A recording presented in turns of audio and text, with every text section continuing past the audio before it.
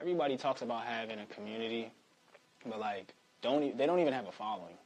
And let's be honest, virality in corporate spaces for marketing.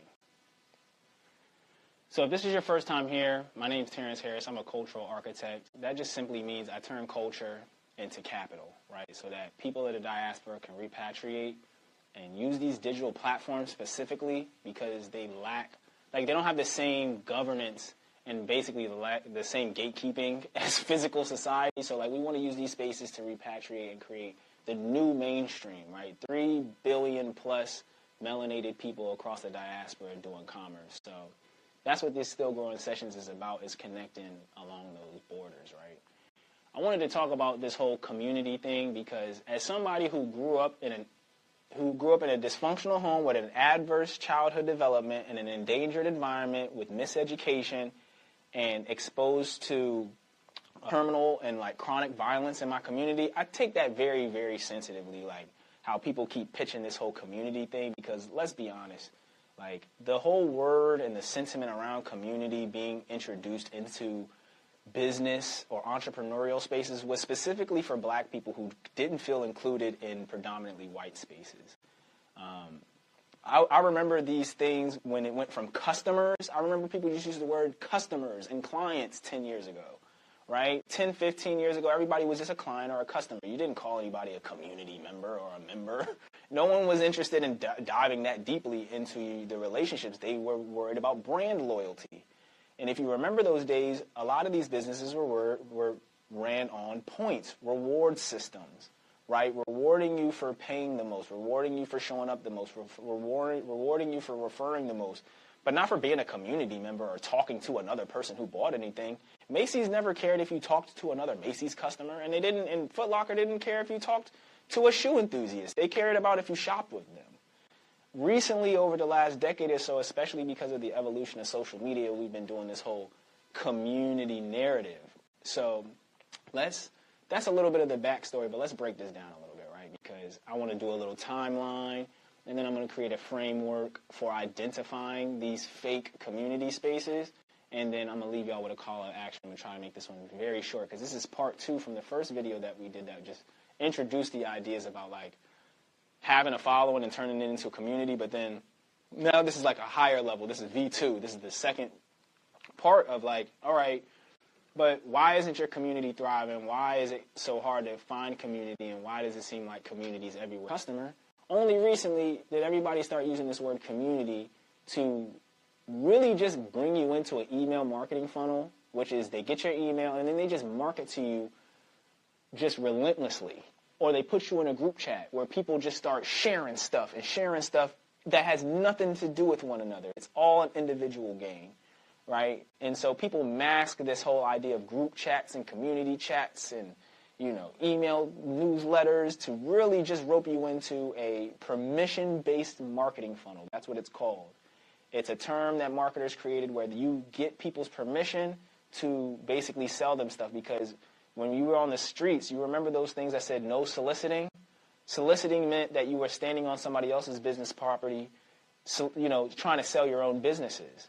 And that's pretty much what social media is. It's a bunch of legal solicitation, right? Now it's become a little bit different with community guidelines, which are just solicitation guidelines. It's just telling you what you can't sell or say on social media, which is a form of censorship. This is not a political channel. We don't have time for this. But if you're interested in more conversations about just like the landscape of social media, like and subscribe and comment and all that stuff, because we do talk a lot about social media here. This is the Still Growing Sessions, but I have a lot of videos and like creative community content development conversations and like tips and stuff like that. So yeah, if nothing else, you can watch a lot of videos. So after we left the commercial client and customer phase, a lot of these brands lost a lot of loyalty, whether it been from like the way that they supported certain political movements from like Black Lives Matter or like police brutality or like racist imagery from like H&M and Balenciaga and stuff like that. It's like those things were really tanking brand reputations, and they needed new ways to reapproach the market. So especially during the George Floyd riots, a lot of people made what were called DEI commitments and they said they were going to put out a lot of money and that they were going to be intentional about getting feedback and inclusion. You know, that's what DEI means, diversity, equity, and inclusion.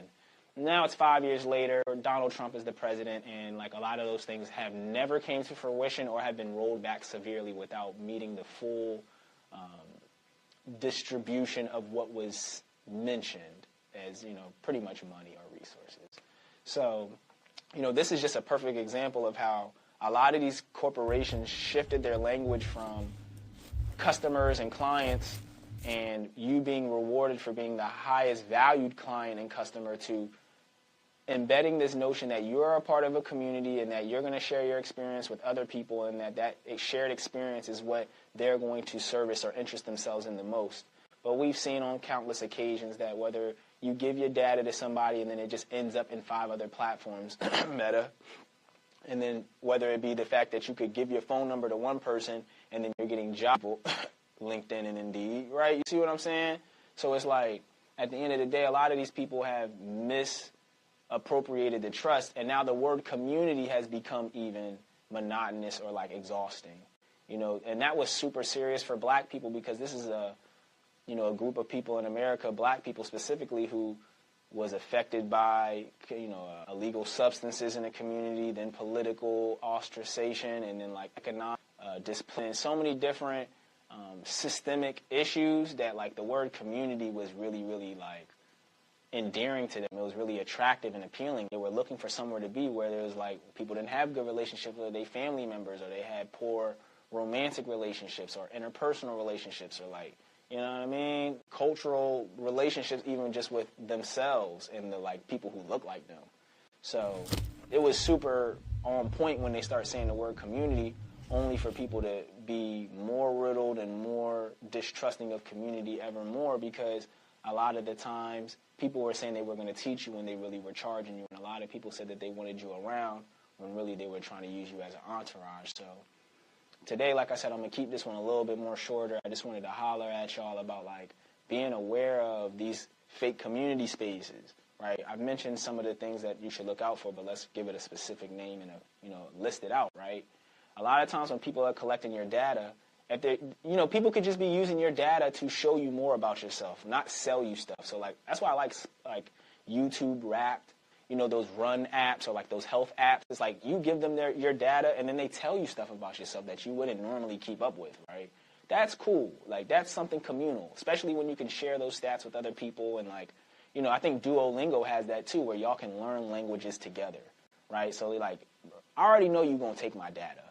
The least you can do is keep me in the loop of what you're doing with it, right? So data mining is like a red flag for what is called community-based platforms. But, I mean, at the end of the day, everybody's data is getting taken.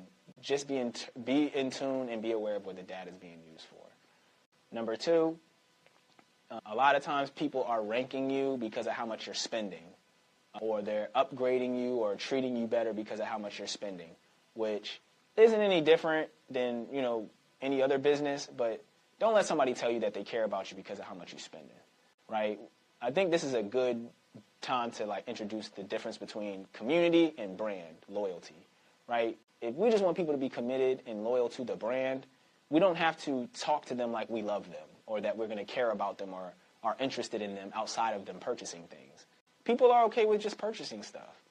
And at that point, when you have a brand, it's your job to make your brand more outstanding than other people who sell the same thing as you. And I think that's where a lot of people choose the community route because they don't want to be competitive and they don't want to have to win anything. And they don't want to have to compare.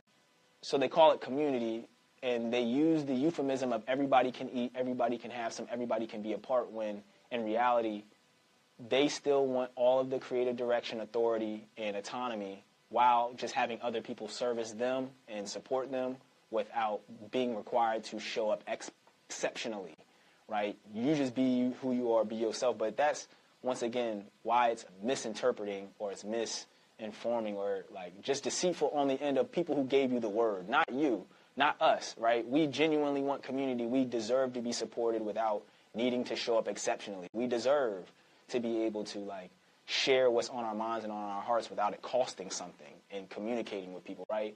The reality of it is that, like, that's not what is going on at this time in the business space, especially in the career space, right? So for people, especially the diaspora, people who this channel is for, like, I would encourage you to find community. I'm not deterring anyone from finding or instilling themselves in a community. It's about being more intentional about like what the end goals of these communities are, asking questions, and only signing up for things that you know you're actually going to commit to, because you can sign up for anything today and just ignore it. And then that gives a bad taste in the mouth of the people who actually are a part of the community. Imagine being a part of a community of 1,000, but 800 people showed up just to be a part of it, so that every time the 200 people show up, they see 800 people missing. That's super duper deterring, and everybody doesn't have the same level of commitment, so let's just be more, considerate of what we're doing in these spaces. And so I'll end it on this note as far as, like, we said the data, we said the consent. The last thing, like I briefly just mentioned in the last one, is being yourself. Community spaces really just require you to be yourself. So whether that means coming with fears, coming with insecurities, coming with doubts, all of that stuff should be allowed.